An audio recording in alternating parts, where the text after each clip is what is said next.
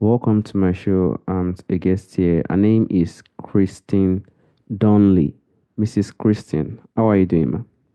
I am well. Yourself? I'm fine. Thank you very much, Mrs. Kristen. Firstly, you are an author. You are also a four times TEDx speaker. You're also an educator. Can you please, ma, discuss more about yourself and how you are doing currently now, ma? Sure. I am from outside of Philadelphia, which is on the East Coast of the United States, and I take a lot of pride in being part of this culture here. And it's also where my family business is. My brother and I are now the second generation owners of a network of companies that our family has created and founded. And our mission is to impact lives and create holistic wealth wherever we are and with whoever we're talking to. And that means emotional wealth, spiritual wealth, financial wealth, all the facets of wealth. We seek as a family to create that as much as we can. Went away for college. I have an undergraduate degree, two master's degrees, and a doctorate, and all of them are in people studies. How do people get together? How do they form identities with each other? How do they make meaning? And all of those things. I've studied cultures in quite a few places around the world.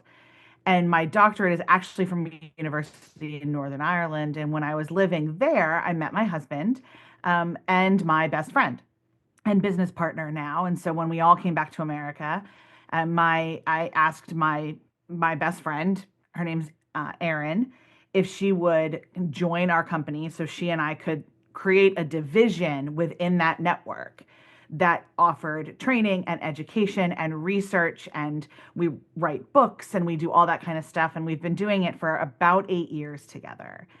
And just like the larger company, my small division, which is called Abbey Research, we spend our lives figuring out how to create holistic wealth with the people that we interact with, our clients and our friends and my speaking audiences. Our goal, kind of all the time, is to help people understand themselves better so they can understand other people better. And so we can all get along better. We do not think it's a pipe dream. We think it is, there are evidence based practices behind this. So we've published our first book last year. We're working on more books in the future, and that's kind of the summation. That's very nice. Your story looks very lovely. And that's why I also want to go to the point of your co-authored book, which is The Culture of Burnout.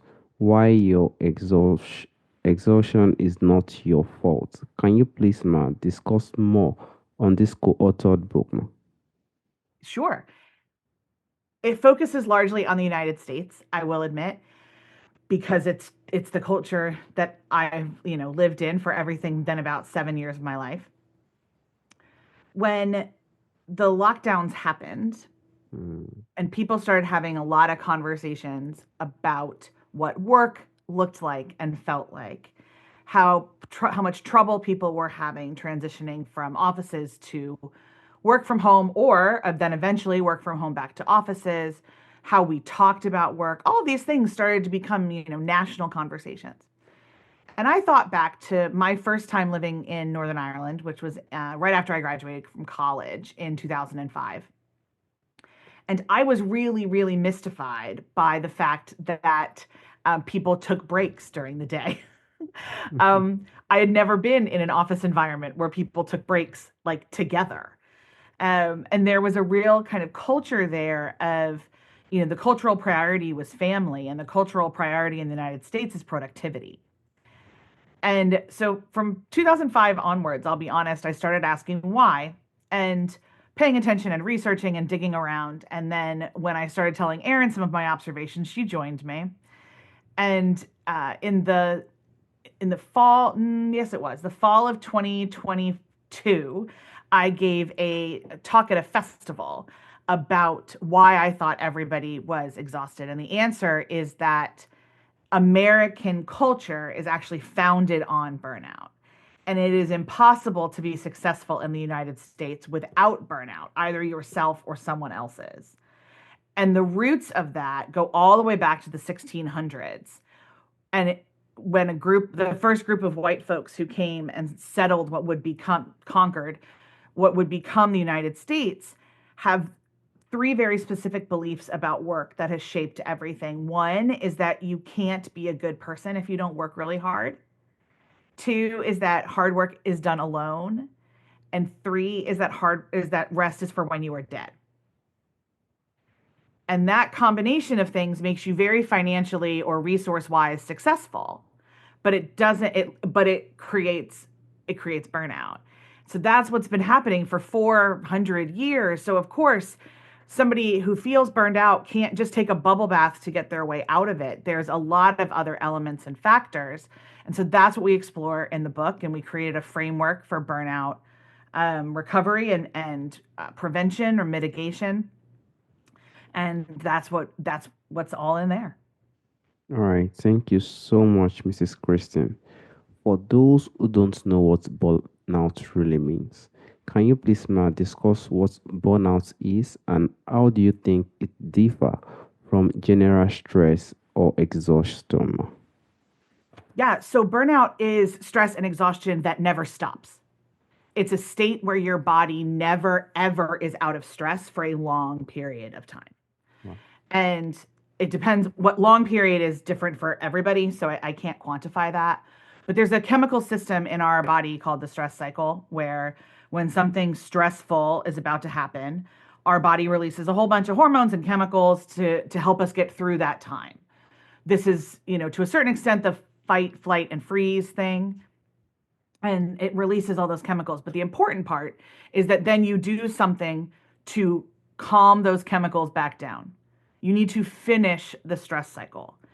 And the stress cycle back when we were, in nomadic tribes as humans and there was more consistent threats all the time, that the stress cycle made a lot of sense. I mean, it still does, but it made daily sense perhaps. And there's still places in the world where that is true. Those places tend to be places that are we move our bodies more, we walk more, we dance, even we do things with our bodies, whereas a lot of Americans are very sedentary.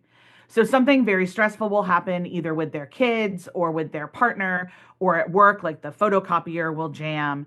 And those are all very, very stressful events that we then never ever let the hormones and chemicals calm down. So you just stay in this state of high stress for however long. And as you do that, your emotional capacity to handle life shrinks and shrinks and shrinks and shrinks. And what burnout truly is this elongated period of stress that affects your capacity to handle life. And it can be caused anywhere: family, friends, your volunteer position, other life events, not just work. And it can look like a lot of things: disengagement, emotional disinvestment, like you just can't care anymore. You just can't care. It is different than depression. I've had both. Um, I'm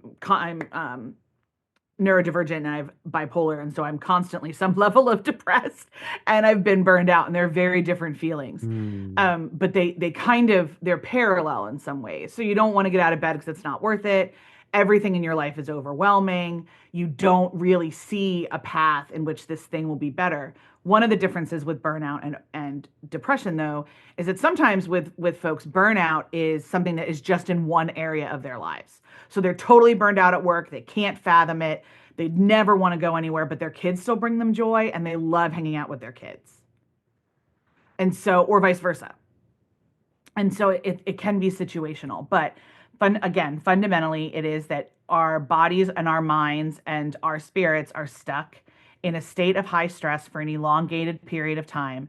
And that leads to a decrease in our emotional capacity. Hmm. Thank you so much, Mrs. Christine. I think you've discussed more on it and also the causes. And what do you think are also the long-term effects on mental and physical health, ma'am? Man, that's such a good question. It's going to be different for every person. Okay. And it depends on how long you're burnout. There We believe that if you work in a lot of Western nations, especially that have the work cultures that the United States does, so like England, Canada, even though there's more vacation time in those places, there's still somewhat of a similar culture where you can't be a good person if you don't work really hard. And if you are in an office environment or a cultural environment that believes that, if you do that for an elongated period of time, that can have significant effects on your mental and physical health. For some people, they'll go in and out of burnout for chunks of their lives. For some people, it'll be an elongated period and then not really ever again because they create some habits that prevent it. For some folks, they're going to be in it for years and not know. So there's all sorts of ways you can encounter and be burned out. And so your physical health, I mean, a lot of people's stomach issues is a really big one. And so like digestion issues, migraines, sometimes like, back pain because you're sitting and you're holding yourself so intensely. So like those kind of things, very typical of stress injuries. I'm using quotes like stomach injuries really is the most common, like hernias and ulcers and things like that. For some people, it can exacerbate already existing autoimmune diseases, stuff like that. Mental health is significantly more at risk in this particular situation because you can get very trapped in shame spirals and telling yourself that you aren't a good person because you're not working hard and letting that narrative kind of run amok in your brain, which is why one of the things we recommend to mitigate burnout is to connect with people, be in relationship, in deep relationship with people who can remind you that that's all lies Hmm. and they can serve as a counterbalance to the narratives you're telling yourself. Hmm. Thank you so much, Mrs. Kristen. And what do you think are, you know, the specific resources or tools that could be used to manage or overcome this burnout? Burnout is something that is really, really, really stressful. It takes a lot of energy, a lot of strength. And, if there is any, resources or tools that could also be used, to manage or overcome this burnout, ma. I mean, obviously, our book. Mm, But I think really coming up with ideas of how to find actual rest. Like, we all need to sleep. Find things that make you happy, find ways to connect with other people and be in relationship with other people that will they can kind of create safeguards and barriers to making sure that you don't go too off the deep end into burnout, as it were. So those resources are going to be different for everyone. They're going to feel different for everyone. The stories that we tell a lot is that for a huge part of Erin's burnout prevention is yoga. She loves it. She's been doing it for a long mm, time. It's a huge part of her practice and her life. And I hate it. Like, I hate yoga. It isn't, I'm not indifferent to it. I hate it. And so I tried for years to get into it and to do it because so many people I loved and a lot of the culture was saying, like, you have to do yoga. Yoga is the answer. And so I kept trying, and all it did was make me more frustrated and more ashamed and more all the things. So I tried Pilates. I love that. Erin has no interest in Pilates. And so those are different. Um, she is an introvert and manages her energy very differently than me. I am an extrovert. And so we kind of do things along those lines. I do creative writing all the time. It is a huge outlet for me. Erin doesn't do any fictional creative writing. So our answers to these questions are different, just like everybody else's are going to be.